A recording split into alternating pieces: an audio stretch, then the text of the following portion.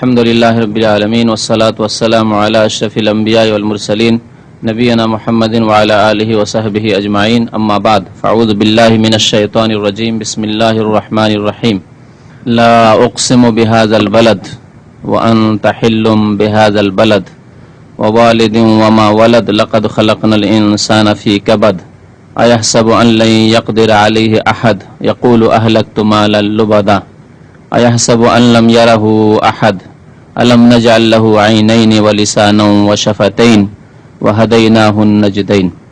মহান আল্লাহর সমস্ত প্রশংসা, যে আল্লাহর কিতাব কোরআনে কারীম আমাদের হেদায়েতের জন্য তিনি নাযিল করেছেন।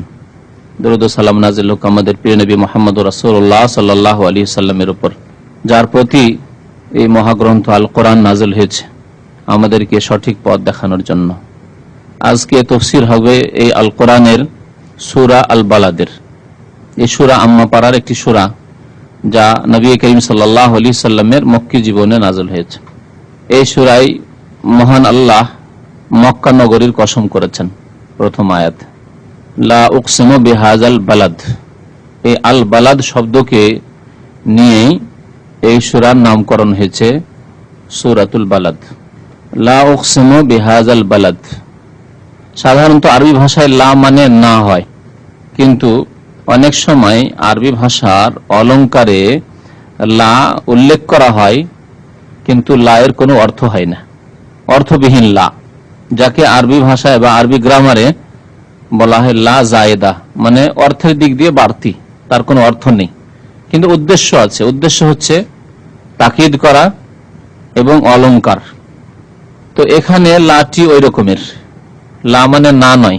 যে লা মানে না যদি হতো তাহলে লা উকসিম মানে আমি কসম করছি না, এই অর্থ হতো। তাফসীরের কিতাব পড়ে দেখবেন বা বাংলা ভাষায় অনুবাদগুলি পড়ে দেখবেন, কোথাও এই কথা নেই যে আমি কসম করছি না, বরং কি আছে লা উকসিমু বিহাযাল বালাদ, আমি এই নগরীর শপথ করছি, কসম করছি। অথচ লা আছে, লা মানে না হয়। তো এই লাটিকে আরবি গ্রামারে বলে লা জায়েদা। জায়েদা মানে বুঝেন তো অতিরিক্ত, কিন্তু অতিরিক্ত অর্থের দিক দিয়ে যেহেতু তার অর্থ না কথাটি হয় না, এই জন্য অতিরিক্ত। বাকি উদ্দেশ্য আছে, উদ্দেশ্য হচ্ছে অলংকার, আর উদ্দেশ্য হচ্ছে তাকিদ, কথাকে একটু মজবুত করা, বলিষ্ঠ করা। যেমন কসম, আল্লাহ রাব্বুল আলামিন কসম করেছেন, আল্লাহর কথা সবগুলি সত্য, কিন্তু আল্লাহ কেন কসম করেছেন? কথাকে আরো বলিষ্ঠ করে উল্লেখ করার জন্য। তো লা উকসিমু বিহাযাল বালাদ, আমি এই নগরীর কসম করছি। বালাদ মানে শহর, বালাদ মানে শহর হয় আসলে। আর বালাদের বহুবচন বিলাদ যখন ব্যবহার হয় তখন দেশের অর্থেও ব্যবহার হয়। আমি দেশে যাব মানে আনা আযহাব ইলাল বিলাদ ব্যবহার হয়। তো বালাদ মানে শহর, আর বিলাদ বললে অনেক সময় দেশের অর্থে ব্যবহার হয়। মহান আল্লাহ এই শহরের কসম করেছেন। কোন শহরের? যে শহরে নবী করিম সাল্লাল্লাহু আলাইহি সাল্লাম চক্ষু খুলেছেন, জন্মগ্রহণ করেছেন, বড় হয়েছেন, ওই শহরের।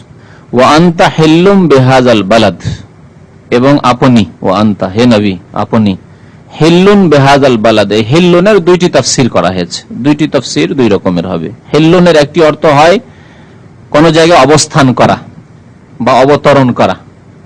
হাল্লা ইয়াহুল্লু মানে কোন জায়গায় অবস্থান করা। তো এই অর্থ যদি না হয় আরবির, তাহলে এই আয়াতের তাফসীর হবে যে আপনি এই শহরে অবস্থান করবেন বা অবস্থান করে থাকেন, এই অবস্থায় আমি এই শহরে শপথ করছি। মানে প্রথম আয়াতের সাথে সম্পর্ক করে এইভাবে তাফসীর করা হয়েছে যে আমি ওই শহর, এই শহরের কসম করছি বা এই নগরীর কসম করছি, শপথ করছি ওই মুহূর্তে যখন আপনি সেই শহরে অবস্থানরত থাকবেন। তাহলে হিল্লুন মানে অবস্থান করা, আর হিল্লুন হালাল থেকে হয়। হিল্লুন মানে হালাল, বৈধ, হারামের বিপরীত। এই অর্থ নিলেও এই আয়াতের তাফসীর হবে, কিন্তু তাফসীর ভিন্ন হয়ে যাবে আগের তাফসীর থেকে। যেমন হাদিসে আছে রেশম সম্পর্কে আর সোনা সম্পর্কে, নবী করিম সাল্লাল্লাহু আলাইহি সাল্লাম দুই হাতে দুইটি জিনিস নিলেন, এক হাতে রেশম, এক হাতে সোনা, আর বলে ইন্না হাযাইনি হারামুন আলা যুকুরি উম্মতি হিল্লুন লিউনাসিহিম। এই দুইটি জিনিস আমার উম্মতের পুরুষদের জন্য হারাম, রেশম এবং সোনা। হিল্লুন লিউনাসিহিম, এবং এই উম্মতের মহিলাদের জন্য হিল্লুন, হিল্লুন মানে হালাল। এই হিল্লুন, এখানে হিল্লুন শব্দটি ব্যবহার হয়েছে। ওই হাদিসটি থেকে আমার উদ্দেশ্য এই শব্দটি দেখা, যে হিল্লুন মানে হালাল হয়। ওয়া আনতা হিল্লুন বিহাযাল বালাদ, আপনি এই শহরে, বা শাব্দিক অর্থ না করে ভাব অর্থ করি, বেশি বুঝতে সুবিধা হবে, আপনার জন্য এই শহরকে বৈধ করে দেওয়া হয়েছে। আরো ভাব অর্থ কেউ কেউ করেছে, আপনার এই শহরে আপনার উপর কোনো প্রতিবন্ধকতা নেই, কোনো বাধা নেই। কোন ক্ষেত্রে তাহলে কথাটি বলা হয়েছে? এটি বলা হয়েছে লড়াইয়ের ক্ষেত্রে, জিহাদের ক্ষেত্রে। আপনারা জানেন যে মক্কাতে লড়াই করা, রক্তপাত করা চিরকালের জন্য হারাম। বুখারী শরীফ হাদিস রয়েছে, নবী করিম সাল্লাল্লাহু আলাইহি সাল্লাম বিদায় হজে যে বক্তব্য করেছিলেন এবং মক্কা বিজয়ের সময়ও এই কথাগুলি উল্লেখ করেছিলেন যে ইন্না হাযিহি মাক্কাতা হারামাহা আল্লাহ, এই মক্কাকে আল্লাহ হারাম করেছেন, এখানে লড়াই হারাম, কিয়ামত পর্যন্ত হারাম। ওয়া ইন্নাহা লাম তাহিল্লা লি ইল্লা সাআতাম মিন নাহার, আমার জন্য হালাল করা হয়েছিল দিনের কিছুক্ষণ, সাআত, সেই যুগে তো আর 60 মিনিটের 1 ঘন্টার ধারণা ছিল না, তো এই জন্য সা মানে দিনের কিছু মুহূর্ত বা দিনের কিছু অংশ আমার জন্য হালাল করা হয়েছিল। ওয়ালাম তাহিল্লা লি আহাদিন ক্বাবলি ওয়ালা বাদি, না আমার পূর্বে কারো জন্য এই মক্কা নগরীতে লড়াই করা, যুদ্ধ করা, জিহাদ করা হালাল ছিল, না আমার পরেও কারো জন্য হালাল থাকবে।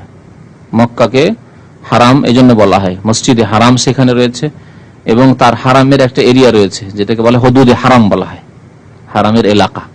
তো মক্কাকে আল্লাহ রাব্বুল আলামিন যখন থেকে পৃথিবী সৃষ্টি করেছেন, আকাশ জমিন, তখন থেকে হারাম করেছেন সেখানে লড়াই যুদ্ধ করা। তবে ক্ষণিকের জন্য একটি দিন মাত্র, মক্কা বিজয়ের দিন 8ম হিজরিতে নবী করিম সাল্লাল্লাহু আলাইহি সাল্লাম এবং সাহাবায়ে কেরামরা যারা মক্কা বিজয়ের জন্য, তার পূর্বে সেখানে শিরক হতো, শুধু কাবা শরীফের চারিদিকে 360টি মূর্তি রাখা ছিল, আর এই মুশরিকরা এই পুতুল পূজা করত, মূর্তি পূজা করত। নবী করিম সাল্লাল্লাহু আলাইহি সাল্লামের জন্য জিহাদ এবং লড়াই করা, রক্তপাত করা হালাল করা হয়েছিল, যদিও সামান্য মাত্র রক্তপাত হয়েছে, তারপরে মক্কা আলহামদুলিল্লাহ মক্কা বিজয় হয়েছে। তো এই কথা এখানে বলা হয়েছে, ওয়া আনতা হিল্লুন বিহাযাল বালাদ, এই শহর আপনার জন্য কি করে দেওয়া হয়েছে? হালাল করে দেওয়া হয়েছে। কারোর জন্য হালাল করা হয়নি, কিন্তু এই শহরকে আপনার জন্য বৃহৎ স্বার্থের জন্য আল্লাহ রাব্বুল আলামিন, সেটি কি ছিল? শিরক থেকে পাক পবিত্র করা। শিরক দিয়ে যে এক অপরিষ্কার করে দিয়েছে, শিরকের ময়লা দিয়ে ভর্তি করে দিয়েছিল পবিত্র মক্কাকে, নাপাক করে দিয়েছিল এই মুশরিক পর্তুগিজরা, এই শহরকে পাক পবিত্র করার জন্য আল্লাহ রাব্বুল আলামিন নবীর জন্য হালাল করেছেন। ওয়া আনতা হিল্লুন বিহাযাল বালাদ, এই শহর আপনার জন্য হালাল করা হয়েছে। আর এর তাফসীর হাদিসে রয়েছে, কিছুক্ষণের জন্য, মাত্র একদিন, কিছুক্ষণের জন্য। ওয়া ওয়ালিদিন ওয়া মা ওয়ালাদ, আল্লাহ কসম করছেন আরো 2টি জিনিসের এই আয়াতে। ওয়া ওয়ালিদিন, পিতার কসম, ওয়া মা ওয়ালাদ, এবং পিতা যাকে জন্ম দেন, বা পিতা না বলে যদি ওয়ালিদ মানে জনক, যিনি জন্ম দেন, আর জন্ম দেনই পিতা, তো জনকের কসম, এবং ওমা ওয়ালাদ, এবং যাকে জন্ম দিয়ে থাকে সেই জনক, তার কসম। এর অর্থ কি? এর তাফসীর, একটি তাফসীর করা হয়েছে যে আদম আলাইহিস সালামের কসম। প্রথম ওয়ালিদকে জনক, প্রথম জনক আদম আলাইহিস সালাম মানুষের, তো আদম আলাইহিস সালামের কসম। তাফসীরকারগণ এই তাফসীর করেছেন, অধিকাংশ মুফাসসিরিন। আদম আলাইহিস সালামের কসম, ওয়ালিদ, যেহেতু আমাদের পিতা আদম, আবুনা আদম, আমাদের পিতা আদম আলাইহিস সালাম, মানব জাতির পিতা। তো ওয়ালিদ, আদম আলাইহিস সালামের কসম। ওমা ওয়ালাদ, এবং আদম আলাইহিস সালাম যাদেরকে জন্ম দিয়েছেন, অর্থাৎ প্রত্যেক মানুষের কসম। তাহলে প্রত্যেক মানুষের কসম করা হয়েছে। তাহলে মার অর্থ হচ্ছে মান। মান মানে, মান আর মায়ে তফাৎ কি জানেন? এখানে মা শব্দ প্রয়োগ করা হয়েছে, আরেকটি হচ্ছে মান। মান আর মা দুটোতে তফাৎ কি? মান হচ্ছে শুধু মানুষের ক্ষেত্রে বলতে হবে না, বরং জ্ঞান বিশিষ্ট, জ্ঞান বিশিষ্টদের ক্ষেত্রে, মানে মানুষের ক্ষেত্রে, জিনের ক্ষেত্রে, ফেরেশতার ক্ষেত্রে বলা যাবে। মান আনতা, আকিল, জাবিল উকুল বলা হয় আরবি গ্রামারে তাদের জন্য। মান আনতা মানে আপনি কে, আর যদি মা আনতা মানে আপনি কি, অর্থ হবে আপনি কি। আপনি কি মানে আপনার গুণ কি। আপনি কি মানে তখন আপনার নাম জিজ্ঞেস করা হচ্ছেন না, আপনি কি মানে আপনার গুণ কি, মুসলিম, অমুসলিম, কোন দেশি, গুণ। আর মান আনতা যখন জিজ্ঞেস করবো তখন বলবেন যে আমি আব্দুল্লাহ বা আব্দুর রহমান অমুক। তো মান মানে কি আর মা মানে কি? তাহলে মা দিয়ে মা শব্দটি প্রয়োগ হয় কোন ক্ষেত্রে? অধিকাংশ ক্ষেত্রে জ্ঞানবিহীনদের ক্ষেত্রে ব্যবহার হয়, কিন্তু কখনো কখনো আকলের ক্ষেত্রে অর্থাৎ মানুষ, জিন, ফেরেশতা এদের ক্ষেত্রে ব্যবহার হয়, মানে মানের অর্থে ব্যবহার হয় কখনো কখনো। অধিকাংশ সময়ে মা বস্তুর ক্ষেত্রে ব্যবহার হয়, মা ব্যবহার হয় বস্তুর ক্ষেত্রে, আর মান ব্যবহার হয় ব্যক্তির ক্ষেত্রে। আরো স্পষ্ট করে, বস্তুর ক্ষেত্রে মা ব্যবহার হয় আর মান ব্যবহার হয় ব্যক্তির ক্ষেত্রে, কিন্তু মা কখনো কখনো ব্যক্তির ক্ষেত্রে ব্যবহার হয়। তো এখানে যদি বলি যে তাফসীরটি করলাম যে ওয়ালিদিন মানে আদম আলাইহিস সালামের শপথ, জনকের শপথ, ওমা ওয়ালাদ এবং তিনি যাকে জন্ম দিয়েছেন, তাহলে মানের অর্থ করলাম, তাই না? মানে প্রত্যেক মানুষের শপথ, আর মানুষ হচ্ছে জ্ঞান বিশিষ্ট ব্যক্তি। সুতরাং মার অর্থ হয়ে গেল মানের, কখনো কখনো যেটা হয় আরবি গ্রামারে। আর কেউ কেউ বলেছেন ওয়ালিদ মানে প্রত্যেক জনকের কসম, শুধু আদমের নয়, প্রত্যেক জনক যে জন্ম দিতে পারে, আর প্রত্যেক জীব জন্ম দিতে পারে, ঠিক না? প্রত্যেক যে মানুষ মানুষকে জন্ম দেয়, জিন জিনকে জন্ম দেয়, অন্যান্য জীব জন্তু পশু পাখি আছে, আপন আপন জাতিকে জন্ম দেয়।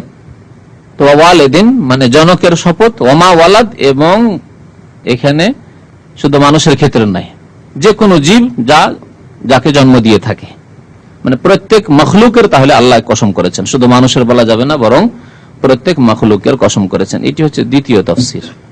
তারপরে মহান আল্লাহ ইরশাদ করেছেন লাকাদ খালাকনাল ইনসানা ফি কাবাদ, নিশ্চয়ই নিশ্চয়ই, লাম মানে নিশ্চয়ই আর কাদ মানে নিশ্চয়ই, লাকাদ নিশ্চয় নিশ্চয়ই আমি সৃষ্টি করেছি, আল্লাহ বলছেন ইনসানা মানুষকে, ফি কাবাদ। এই কাবাদের দুইটি তাফসীর করা হয়েছে। কাবাদ শব্দটি, কাবাদের আরবি একটি অর্থ হয় কষ্ট ক্লেশ, তো মানুষকে কষ্ট ক্লেশের অবস্থায় সৃষ্টি করেছেন, মানে এই অবস্থা দিয়ে অতিক্রম করতেই হবে মানুষকে। প্রত্যেক মানুষ পৃথিবীতে আসবে, আর পৃথিবী হচ্ছে কষ্টের জগৎ, এখানে কষ্ট করতে হবে, কষ্ট না করলে সুখ পাওয়া যাবে না, দুনিয়ার ক্ষেত্রে হোক আর দিনের ক্ষেত্রে হোক, ইহকালের ক্ষেত্রে হোক পরকালের ক্ষেত্রে হোক। ভালো করে বুঝেন কথাটি। যদি একজন মানুষ আরাম পছন্দ মানুষ হয়, খুব আরাম পছন্দ করে, সবসময় ঘুমায়, তাহলে খেতে পাবে? বরং বাবার যা পৈতৃক সম্পত্তি পেয়েছে বিক্রি করে করে খেয়ে দিয়ে পথের ফকির হয়ে ভিক্ষা করে খেতে হবে, ঠিক না? কিন্তু যদি কষ্ট করে, যখন কাজের যোগ্য হলো কষ্ট করলো, বা লেখাপড়ার জামানায় লেখাপড়া করলো, কষ্ট করে পড়াশোনা করলো, যখন পড়াশোনা শেষ হয়ে গেল কর্মক্ষেত্রে নামলো, তখন কষ্ট করলো, কর্ম করলো, মেহনত করলো, তাহলে ইহকালও সুখী হতে পারবে, ঠিক না? ব্যবসা বাণিজ্যের ক্ষেত্রে যাক আর চাকরির ক্ষেত্রে যাক, যে কোনো ক্ষেত্রে যাক না কেন, কৃষকের কাজ করুক, মেহনত করতে হবে। লাকাদ খালাকনা ইনসানা ফি কাবাদ, ইহকালের ক্ষেত্রে, পরকালের ক্ষেত্রে ওই রকমই। একজন মানুষকে আল্লাহর প্রতি ঈমান নিয়ে এসে ভালো আমল করতে হবে। ভালো আমল মানে যা করণীয় করতে হবে, আল্লাহ যা করতে বলেছেন, রাসূল করতে বলেছেন, এবং যা করতে নিষেধ করেছেন সেগুলি থেকে দূরে থাকতে হবে। কষ্ট করতে হবে। নামাজ পড়ায় কি কষ্ট নেই? কষ্ট নেই কি? রাত 12টা ঘুমে রাত 3টায় উঠতে হবে, নিশ্চয়ই কষ্ট, কিন্তু কষ্ট এই কষ্ট করলে ভবিষ্যৎ উজ্জ্বল, আরাম পাবে। কষ্ট করবে না, আরাম পাবে না। রোজা রাখতে কি কষ্ট নেই? অবশ্যই কষ্ট। হজ করতে কষ্ট নেই? ওমরা করতে কষ্ট নেই? জিহাদ করতে কষ্ট নেই? কত কষ্ট, যে নবী করিম সাল্লাল্লাহু আলাইহি ওয়াসাল্লাম জিহাদকে বলেছেন যে জিরওয়াতু সানামিহিল জিহাদ, ইসলামের শীর্ষস্থানীয় কাজ হচ্ছে জিহাদ। যেমন পাহাড়ের চূড়া, ইসলামের চূড়া জিহাদকে বলা হয়েছে, যেহেতু পাহাড়ের চূড়ায় ওঠাটা বড় কষ্টকর, বড় কষ্টকর। সমতল ভূমিতে চলাফেরা করা অনেক সহজ, যদিও মানুষ চলতে ফিরতে ক্লান্ত হয়ে যায়, কিন্তু চূড়ায় যদি উঠতে হয় বড় কষ্ট, তাহলে বড়ই কষ্টকর। কোরআনে আল্লাহ বলছেন কুতিবা আলাইকুমুল কিতাল ওয়া হুয়া কুরহুল লাকুম, তোমাদের জন্য কিতাল জিহাদ ফরজ করা হয়েছে, কিন্তু তা বড় কষ্টকর। তাহলে দিনের যে কোনো আমল নিয়ে নেন, জিহাদ ছাড়াও যে কোনো আমল নেন আপনি, কষ্টকর। মাতা পিতার সেবা করতে হবে, কষ্ট করতে হবে না? আপনি ছেলে মেয়েদেরকে হালাল রিজিক খাওয়াবেন, কষ্ট করতে হবে না? যদি মনে এত কষ্ট করে লাভ কি, লেবারের কাজ, এই হাড় ভাঙা কাজ, এসব কাজ না করে আমি শিখতে গেলে সিটি বিক্রি করলাম, যেমন করছে ফাসেকরা, তাহলে ভবিষ্যৎ অন্ধকার, ভবিষ্যৎ অন্ধকার। চুরি করলে তো ভালো, একদিন যদি একটা ব্যাংক ছিনতাই করতে পারি, ব্যাংক ডাকাতি করতে পারি, তবে 6 মাস 1 বছর বসে বসে খাবো, হ্যাঁ? কিন্তু ভবিষ্যৎ অন্ধকার, জাহান্নামে যেতে হবে। আর যদি হালাল রিজিক করেন, দৈনিক 50 টাকা 100 টাকা ইনকাম হচ্ছে, দিনে সারাদিনে খেয়ে দিয়ে শেষ করে দিচ্ছেন, আবার কালকের জন্য আবার মেহনত করতে হবে, একদিন বসে থাকলে খেতে পাওয়া যাবে না। তাহলে হালাল রিজিকের জন্য কষ্ট করতে হবে। তাহলে দুনিয়ার ক্ষেত্রে হোক আর পরকালের ক্ষেত্রে হোক, আখিরাতের ক্ষেত্রে হোক, লাকাদ খালাকনাল ইনসানা ফি কাবাদ, মানুষকে আল্লাহ সৃষ্টি করেছেন কেমন ভাবে, যে তাকে কষ্ট করতে হবে, কষ্ট ক্লেশ করতে হবে। কাবাদের অধিকাংশ মুফাসসিরিনগণ এই তাফসীর করেছেন। আর কোন কোন তাফসীরকারগণ তাফসীর করেছেন কাবাদ মানে সুঠাম করে, সুঠাম মানে সুন্দর আকার আকৃতি, সুন্দর গঠন দিয়ে। আমি মানুষকে সৃষ্টি করেছি সুন্দর গঠন দিয়ে। এই তাফসীর যদি করা হয় তো এই তাফসীরের মিল রয়েছে আরেকটি আয়াতের সাথে, সূরা 3-এর লাকাদ খালাকনাল ইনসানা ফি আহসানি তাকওয়িম, একই অর্থ। নিশ্চয়ই আমি, এখানে আল্লাহ বলছেন লাকাদ খালাকনা ইনসানা, এখানে আছে লাকাদ খালাকনা ইনসানা, এখানে ফি কাবাদ, ওখানে আছে ফি আহসানি তাকওয়িম। এই দুই আয়াতের তাফসীর একই করা হয়েছে। দ্বিতীয় তাফসীরের ক্ষেত্রে কি, যে আমি নিশ্চয় মানুষকে সৃষ্টি করেছি উত্তম আকৃতি দিয়ে, সুঠাম করে, সুন্দর করে। এর তাফসীর করতে গিয়ে মুফাসসিরিনগণ বলেছেন যে দেখেন মানুষকে আল্লাহ কত সুন্দর করে সৃষ্টি করেছেন। মানুষের দেহের মধ্যে সর্বোত্তম অঙ্গ কোনটি? চেহারা আর মাথা। মাথায় রয়েছে ব্রেন। এই ব্রেনের যদি মস্তিষ্কের বিকৃতি ঘটে, পাগল, কোনো মূল্য নেই। ছাগল, গরু, ভেড়ার চাইতে খারাপ, পেশাব পায়খানা খাবে সে টের পাবে না।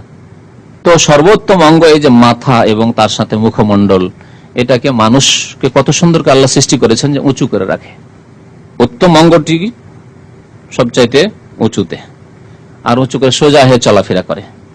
কত সুন্দর ধরন গঠন আল্লাহ দান করেছেন মানুষকে। পক্ষান্তরে অন্য পশুকে কেমন করে সৃষ্টি করেছেন, তার মাথা এবং মুখমণ্ডলটি অবনমিত নিচের দিকে, দেখতে ভালো লাগে না। তো আল্লাহ বলছেন লাকাদ খালাকনাল ইনসানা ফি কাবাদ, নিশ্চয়ই মানুষকে আমি সৃষ্টি করেছি ফি কাবাদ, মানে কষ্ট ক্লেশের মধ্যেই, মানে সে কষ্ট ক্লেশের মধ্যেই থাকবে এই কথা নির্ধারিত করে। অথবা আমি মানুষকে সৃষ্টি করেছি ফি কাবাদ, সুঠাম করে, সুন্দর গঠন দিয়ে। আয়াহসাবু আল্লাহ ইয়াকদিরা আলাইহি আহাদ, তারপরে কি মানুষ এই ধারণা করে? ইয়াহসাবু মানে ধারণা করা, হাসাবা ইয়াহসিবু যদি হয় এর মানে হিসাব করা। হিসাব করা মানে অঙ্ক করা, হিসাব অঙ্ককে বলে না, ইয়াহসিবু। আর এখানে ইয়াহসাবু আছে, একটা হরকতের তফাতে দেখেন অর্থের তফাত আরবি ভাষায়। এই জন্য আরবি ভাষাকে সবচাইতে রিচ ভাষা বলা হয়েছে, ব্যাপকতা আছে এই ভাষায়। একটি কথা, ইয়াহসেবু আর ইয়াহসাবু। ইয়াহসেবু মানে হিসাব করা, অঙ্ক করা। এই জন্য মুহাসেব বলে অ্যাকাউন্টেন্টকে, বলে না, এই হিসাব থেকে মুহাসেব, এখনো মুহাসেব অ্যাকাউন্টেন্টকে বলা হয়। আর ইয়াহসাবু মানে ধারণা করা, কল্পনা করা, চিন্তা করা। তো আয়াহসাবু সূরা ওয়াইলুল লিকুল্লিতে রয়েছে, আছে না, ওয়াইলুল লিকুল্লি হুমাযাতিল লুমাযা আল্লাযী জামাআ মালাহু ওয়া আদ্দাদা। ইয়াহ কি আছে এখানে? ইয়াহসাবু, তার কি ধারণা, সে কি ধারণা করে, এরকম চিন্তা করে, আন্না মালাহু আখলাদা, যে তার ধন সম্পদ তাকে চিরকাল টিকিয়ে রাখবে। এখানে ইয়াহসাবু, ইয়াহসাবু এখানেও আয়াহসাবু, মানুষকে ধারণা করে আল্লাহ ইয়াকদির আলাইহি আহাদ, যে তার ওপর কেউ ক্ষমতাশীল নয়, আল্লাহ ক্ষমতাবান নন, তাকে ধরবে, তার হিসাব নেবে, তাকে জবাবদাহি করতে হবে। আল্লাহর কুদরত ক্ষমতার বাইরে যেতে পারে না, আল্লাহর ক্ষমতার আয়ত্তাধীন তাকে থাকতে হবে। এই কথা কি চিন্তা করে না? সত্যি কাফের চিন্তা করে না। কাফের এই চিন্তা করে যে আমাকে ধরতে পারবেন, ধরার কেউ নেই। কাফের, সে কাফের মুসলিম কাফেরই হোক, যারা আল্লাহ বিশ্বাসী নয় হয়তো, অথবা নাস্তিক মুরতাদ কাফের হোক, তাদের ধারণা যে লা ইয়াকদির আলাইহি আহাদ। কিন্তু তা কি সত্য? বাংলাদেশের সন্ত্রাসীদের ভয়ে, মানে মুজাহিদিন গ্রুপের ভয়ে, সন্ত্রাসীদের ভয়ে এই মুরতাদ, ঢাকা ইউনিভার্সিটির কি প্রফেসর আজাদ মুরতাদ, যাই হোক নামটা নিতে ইচ্ছা হয় না, সেই জন্য ঘৃণিত নাম, তো চলে গেল জার্মানিতে, কাফের দেশে চলে গেল। এই আশঙ্কায় গিয়েছিল না, তোমরা মরণকে ভয় করে যদি পালাও বাঁচতে পারবে। সেখানে গেল, সেখানে গিয়ে আল্লাহ রাব্বুল আলামিনের সৈনিক মালাকুল মউত পৌঁছে গেল, আর জঘন্য অবস্থায় মদ খেয়ে মাতাল হয়ে ধ্বংস হলো, যেখানে কোনো আপনজন কেউ নেই। চিরকালের জন্য জাহান্নামী। আলহামদুলিল্লাহ রাব্বিল আলামিন, এবং বড় আক্ষেপের বিষয়ে বিদাতি মোল্লা মুরতাদদের যে জানাজা যারা পড়ে আমাদের দেশে, কবর পূজারী মোল্লারা, এরা ইসলামকে ধ্বংস করে দিল। এরা এই মুরতাদের চাইতে বেশি ইসলামকে ধ্বংস করলো। এরা যে জানাজা পড়ে এরকম মুরতাদের, তখন এরকম মুরতাদের সাহস বেড়ে যায়। সবাই যদি একমত হতে পারতো, এই মুসলিম ওলামারা, আরে তুমি বিদাতি আছো আপন জায়গায়, কিন্তু মুরতাদ তো ইসলামের শত্রু, তোমার বিদাতেরও শত্রু, তোমার কবর মাজারেরও শত্রু। এই কবর পূজারী মোল্লা মৌলভীগুলো এই বাংলাদেশে যদি একমত হইতে পারতো আর জানাজা যদি বয়কট করত, তাহলে অনেক মুরতাদরা শিক্ষা পেত থেকে। এদের কি জানাজা পড়া জায়েজ? হারাম। মুসলমানদের কবরস্থানে দফন করা জায়েজ? হারাম। এই বিদাতিরা মুরতাদের জানাজা কেন পড়বে না? ইন্দিরা গান্ধী যদি কোরআন খানি করতে পারে, এরা ইন্দিরা গান্ধী যখন হালাক হয়েছিল তখন এরা কোরআন খানি করেছিল, ভারতের কবর পূজারী মোল্লারা। বুঝেন তো কোরআন খানি? না বুঝেন না? বক্সানোর জন্য যে কোরআন খানি 40 হয়, 3 দিনে হয়, 10 দিনে হয়, যেসব করে কবর পূজারীরা। এর হচ্ছে অবস্থা। আমাদের দেশের কবর পূজারী, পীর পূজারীরা যারা বলে আজমির শরীফ, এই শরীফ কোন শরীফ জানেন? এই আজমিরে এই অটল বিহারী, হিন্দু দলের যে প্রধানমন্ত্রী ছিল, বিগত প্রধানমন্ত্রী, এ যখন গেল বাজপেয়ী, তখন তাকে পাগড়ি পরালো। আমাদের দেশে কমি মাদ্রাসাতে, হাটহাজারিয়া, ফুটিয়াতে, এই যে মাদ্রাসাগুলি বাংলাদেশে আছে বা ভারতে আছে, কমি মাদ্রাসা যারা পাশ করে তাদেরকে একটা করে পাগড়ি দেয়। বুখারী পড়ে, দাওরা হাদিস পড়ে ফারেক হলে কি করে জানেন?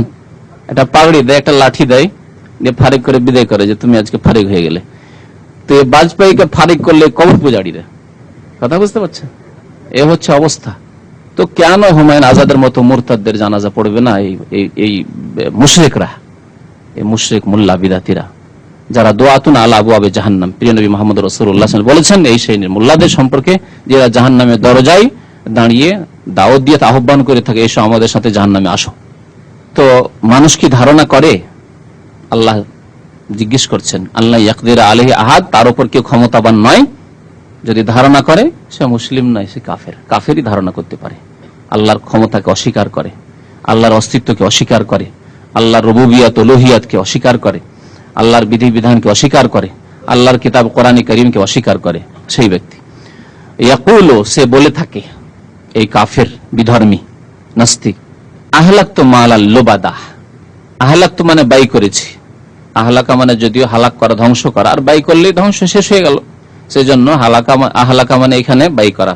আমি ব্যয় করেছি মালাল লুবাদা, অজস্র সম্পদ, আমার ভোগ বিলাসে। মানে দুনিয়াদার যে ব্যক্তি, তার কাছে টাকা পয়সা আসছে, কোটি কোটি লাখ লাখ টাকা আসছে, আর সে কি করছে? তার ভোগ বিলাসে ব্যয় করছে। যারা পাপে লিপ্ত, বিভিন্ন রকম ভাবে তারা পয়সাকে দুনিয়ার ভোগ বিলাসে ধ্বংস করছে। তো ইয়াকুলু, এই কাফের বা নাস্তিক বিধর্মী বলে থাকে, আহলাকতু মালাল লুবাদা, আমি ব্যয় করেছি অজস্র ধন সম্পদ, অফুরন্ত ধন সম্পদ। আয়াহসাবু আল্লাম ইয়ারাহু আহাদ, সে কি ধারণা করে যে তাকে কেউ দেখে না, প্রত্যক্ষ করে না? তার কি ধারণা যে তুমি কোনখানে ব্যয় করছো? মদ খাওয়াই, জেনা, ব্যভিচারে, দেশ বিদেশে গিয়ে হারাম অন্যায় কাজ করাই, ইত্যাদি ইত্যাদি। সে কি ধারণা করে যে আল্লাম ইয়ারাহু আহাদ, আল্লাহ প্রত্যক্ষ করেন না, যিনি হিসাব নেবেন? তারপরে আল্লাহ রাব্বুল আলামিন বেশ কিছু নিয়ামতের কথা বলছেন, যে নিয়ামতগুলি মানুষকে দান করেছেন। আল্লাহ ইরশাদ করেছেন, আলাম নাজআল লাহু আইনাইন, মানুষকে কি আমি 2 চক্ষু দান করিনি? নাজআলা মানে সৃষ্টি করা হয়, কোনো কাজ করা হয়, আর ভাব অর্থ দান করা। আলাম নাজআল লাহু আইনাইন, মানুষকে কি আমি, আইনাইন মানে 2 চক্ষু, 2 চক্ষু দান করিনি? ওয়া লিসানাও ওয়া শাফাতাইন, এবং একটি জিহ্বা দান করিনি? ওয়া শাফাতাইন, 2টি ঠোঁট দান করিনি? শাফাতান ঠোঁট। আল্লাহ যদি এই জবান, জিভ না দান করতেন, তাহলে কথা বলতে পারতাম কি? কিভাবে আল্লাহ রাব্বুল আলামিন এই জিহ্বাকে সেট করেছেন যে কথা বলছেন, এই 2 দিকে ওপরে নিচে যে এতগুলি দাঁত রয়েছে, কিন্তু ও নিরাপদ রয়েছে। এত নড়াচড়া করছে কিন্তু দাঁতের তলায় পড়ে আহত হয় না, ঠিক না? আল্লাহ রাব্বুল আলামিন কুদরত। তারপরে এই 2টি ঠোঁট না দিলে কথা স্পষ্ট হতো না। 2টি ঠোঁট এবং এই জিহ্বার মাধ্যমে আল্লাহ রাব্বুল আলামিন আমাদেরকে বাকশক্তি দান করেছেন। নিজের মনে যেসব কথাবার্তা আসে, সেসব কথা মানুষের কাছে প্রকাশ করতে পারি। আম্মাকে বলবো, আব্বাকে বলবো, আমি ছেলে মেয়েদেরকে কোনো কথা বলবো, স্ত্রীকে মনের কথা বলবো খুলে, মানুষকে বলবো, যা কিছু বলতে চাইছি প্রথম অন্তরে তা তৈরি হচ্ছে, তারপরে সে কথা প্রকাশ পাচ্ছে আমাদের এই জবান এবং এই দুই ঠোঁটের মাধ্যমে। এ কি আল্লাহ দান করেননি? আলাম নাজআল্লাহু আইনাইন ওয়া লিসানান ওয়া শাফাতাইন, একটি জবান এবং দুইটি ঠোঁট কি আমি দান করিনি? ওয়া হাদাইনাহুন নাজদাইন, এবং আমি দুইটি পথ কি সুস্পষ্ট করে দিইনি, দুইটি পথ দেখিয়ে দিইনি। হাদা ইহদি মানে দেখানো, যাকে আমরা হিদায়াত করা বলি। হিদায়াত করা কাকে বলা হয়? দেখিয়ে দেওয়াকে। নবী করিম সাল্লাল্লাহু আলাইহি ওয়াসাল্লামকে হাদি বলা হয়েছে। হাদি মানে পথ প্রদর্শক, তিনি পথ দেখাতেন, সঠিক পথ দেখাতেন এবং খারাপ পথ থেকে সতর্ক করতেন। আল্লাহ বলছেন আমি দুইটি পথ দেখিয়ে দিই। দুইটি পথের অর্থ হচ্ছে একটি ভালো পথ, যার নাম সিরাতে মুস্তাকিম, আর একটি খারাপ পথ। খারাপ পথ দেখিয়ে দিয়ে সতর্ক করা হয়েছে, আর ভালো পথ দেখিয়ে দিয়ে আদেশ করা হয়েছে এই পথে চলো। এ হচ্ছে নাজদাইন। নাজদাইন মানে তারিকাইন, দুইটি রাস্তা। ওয়া হাদাইনাহুন নাজদাইন, এবং মানুষকে আমি দুইটি পথ প্রদর্শন করেছি মানে দেখিয়ে দিয়েছি, এবং তাদেরকে খারাপ পথ থেকে সতর্ক করেছি আর ভালো পথে চলার আদেশ দান করেছি। মানুষ শুধু পথ দেখাতে পারে, আর আল্লাহ পথ দেখিয়ে গন্তব্যস্থানে পৌঁছেও দেন, যাকে তৌফিক বলা হয়। এই জন্য হিদায়াত, হাদা শব্দটি দুই অর্থে ব্যবহার হয়। একটি হচ্ছে রাস্তা দেখিয়ে দেওয়া, আর একটি হচ্ছে গন্তব্যস্থানে পৌঁছে দেওয়া। গন্তব্যস্থানে পৌঁছে দেওয়া দ্বীনের ক্ষেত্রে, হিদায়াতের ক্ষেত্রে এই কাজটি হচ্ছে একমাত্র মহান আল্লাহর। কোন নবী রাসূল বা কোরআন দিয়ে হতে পারে না। গন্তব্যস্থানে পৌঁছে দেওয়া, কথা ভালো করে বুঝবেন। আর রাস্তা দেখিয়ে দেওয়া, এর জন্য নবী রাসূলদেরকে আল্লাহ পাঠিয়েছেন। এর জন্য আলেম ওলামা যারা সত্য কথা বলে, ভালো কথা বলে, আল্লাহ এবং রাসূলের কথা বলে, তারা পথ দেখান, ভালো পথ দেখান, পথ দেখান। গন্তব্যস্থানে পৌঁছে দেওয়ার ক্ষমতা নেই। কোরআন পথ দেখায়, কোরআন পড়লে কোরআন পথ দেখাবে, কিন্তু এই পথের গন্তব্যস্থান যে আপনাকে কোনখানে পৌঁছিতে হবে সেখানে পৌঁছবেন না, কোরআন বাধ্য করে আপনাকে পৌঁছাবে না, বা কোরআন আপনার হাতটা ধরে নিয়ে গিয়ে ওখানে ছেড়ে দেবে না। করবে কি? নবী করিম সাল্লাল্লাহু আলাইহি ওয়াসাল্লামকে এই ক্ষমতা দেওয়া হয়নি যে আপনাকে নিয়ে গিয়ে গন্তব্যস্থানে পৌঁছে দেবে, অর্থাৎ কালেমা লা ইলাহা ইল্লাল্লাহ পড়িয়েই দেবে, কিন্তু কালেমা লা ইলাহা ইল্লাল্লাহর পথ দেখিয়ে দেবেন, খারাপ পথ, শিরকের পথ থেকে সতর্ক করবেন, এটি ছিল তার কাজ। তাহলে তিনি পথ প্রদর্শক, রাস্তা দেখিয়েছেন। গন্তব্যস্থানে পৌঁছানো কাজ কোন নবী, রাসূল, আলেম ওলামা, আল্লাহ ছাড়া অন্য কারো ক্ষমতাধীন নয়, যাকে তৌফিক বলা হয়। আমরা আমাদের ভাষা খুব বেশি ব্যবহার করি না। আল্লাহ আমাকে তৌফিক দান করো মানে কি? ওই কাজটির জন্য করার শক্তি দান করো, হিদায়াতের তৌফিক দান করো, মানে গন্তব্যস্থান আল্লাহ পৌঁছে দেয় হিদায়াতে, যাতে করে সত্যিকার হিদায়াত পায়। নবী করিম সাল্লাল্লাহু আলাইহি ওয়াসাল্লামের চাচা আবু তালেবকে হিদায়াতের জন্য আপ্রাণ চেষ্টা করেছেন। বড় আক্ষেপ ছিল যে চাচাকে আমি হিদায়াত করতে পারলাম না, গন্তব্যস্থানে পৌঁছাতে পারলাম না, কিন্তু পথ তো দেখিয়েছেন, আর জীবন পথ দেখাতে চেয়েছেন এবং চেষ্টা করেছেন যে এই পথে চলো চাচা, এই পথে চলো, কিন্তু সে অমান্য করেছে, গন্তব্যস্থানে পৌঁছাতে পারেননি। আবু বকর গন্তব্যস্থানে পৌঁছে গেছেন, ঈমানে কালিমা লা ইলাহা ইল্লাল্লাহ পৌঁছে গেছেন, তার বাস্তবায়ন করেছেন।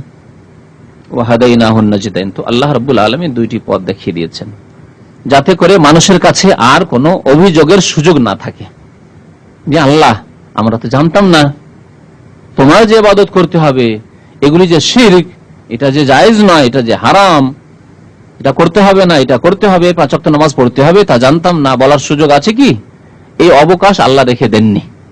আল্লাহ রাব্বুল আলামিন কোরআন নাযিল করেছেন এই জন্য, আল্লাহ রাব্বুল আলামিন নবীকে পাঠিয়েছেন এই জন্য, কিয়ামত পর্যন্ত এই কোরআন এবং হাদিস নবী করিম সাল্লাল্লাহু আলাইহি ওয়াসাল্লামের থাকবে, যাতে করে মানুষের কাছে অভিযোগের কোনো সুযোগ না থাকে, যে কাল কিয়ামতে জবাবদিহির সময় বলবে যে আল্লাহ আমার কাছে দ্বীনের কথা পৌঁছে গেছে সবার কাছে। তারপরে আল্লাহ রাব্বুল আলামিন ইরশাদ করেছেন ফালাকতাহামাল আকাবাহ, মানুষ কাফেরের কথা বলা হচ্ছে বা অধিকাংশ মানুষের কথা বলা হয়েছে। ফালাকতাহামাল আকাবা, সে ঘাটিতে প্রবেশ করেনি। আকাবা বলা হয় দুর্গম ঘাটিকে। ঘাটি বুঝেন তো? ঘাটি মানে কি? ঘাটি, পাহাড়ের ঘাটি।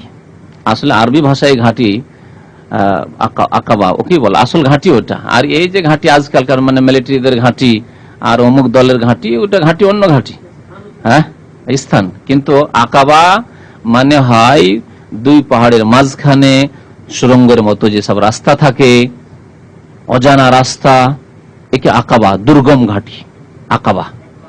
হ্যাঁ, জামরাতুল আকাবা কি জন্য বলা হয়? গিয়েছেন ওই জায়গাটায়? গিয়েছেন? দুই দিকে পাহাড়, সংকীর্ণ জায়গা। আজকাল না হয় একটু রাস্তাঘাট রোড হয়ে গেছে, যখন রাস্তা রোড ছিল না আর দুই দিকে এইরকম উঁচু উঁচু পাহাড়, তো জায়গাটি কত দুর্গম ঘাটি, উপত্যকা ওয়াদি, আরো প্রশস্ত থাকে। মাঠ, দুই পাহাড়ের মাঝখানে যে মাঠ থাকে সেটাকে উপত্যকা, ওয়াদি বলা হয়, আর নিচু জায়গা সেটাকে ওয়াদি বলা হয়, আরবি ভাষায় ওয়াদি, উপত্যকা। আর আকাবা ঘাটি, আঁকাবাঁকা হয়ে রয়েছে, সোজা নয়, আর সংকীর্ণ একেবারে চাপা রাস্তা, দুই পাহাড়ের মাঝখানে ঘাটি। ঘাটিতে চলতে গেলে কষ্ট হয়, উঁচু নিচু হয়ে রয়েছে, কোনো জায়গায় হয়তো পাহাড়ও রয়েছে, পাহাড় পার করে আবার যেতে হচ্ছে, তো এইরকম একে আকাবা বলা হয়। তো আল্লাহ এখানে আকাবা বলেছেন দিনের কাজকে, দিন গ্রহণ করা, কবুল করা এবং দিনের কাজকর্ম করাকে, হারাম থেকে বেঁচে থাকাকে আকাবা বলা হয়েছে, দুর্গম ঘাটি। দুর্গম ঘাটিতে চলাফেরা করলে যেমন কষ্ট পেতে হয়, কোনো সময় নিচু জায়গায়, কোনো সময় উঁচু জায়গায়, কোনো সময় সংকীর্ণ চাপা রাস্তা, জানি না সামনে কি আছে না আছে, শত্রুও থাকতে পারে কোথাও লুকিয়ে, আক্রমণ করতে পারে, এইরকম দুর্গম ঘাটি আকাবা। তো আল্লাহ বলছেন ফালাক ইখতাহামা, মানে হঠাৎ করে প্রবেশ করা, দাখালা। ফালাক তাহামাল আকাবা, সেই ব্যক্তি দুর্গম ঘাটিতে প্রবেশ করেনি, মানে দিনের বাস্তবায়ন করেনি। আল্লাহ ব্যাখ্যা করছেন যে আকাবা কি, ওমা আদরাকা মাল আকাবা। আল্লাহ বলছেন হে নবী তুমি জানো কি আকাবা কি, দুর্গম ঘাটিটি কি? আল্লাহ জিজ্ঞেস করছেন। জিজ্ঞেস করার পরে আল্লাহ জবাব দিচ্ছেন, যেহেতু আল্লাহ যদি আমাদেরকে না জানান আমরা কি করে জানবো?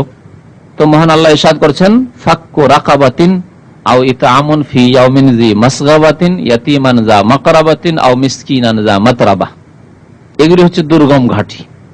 এই কাজগুলি করা হচ্ছে দুর্গম ঘাটিতে, দ্বীন ইসলামের দুর্গম ঘাটিতে প্রবেশ করা, সৎকর্ম। প্রথম কি ফাক্কু রাকাবাহ, দাস মুক্ত করা, দাস দাসী মুক্ত করা।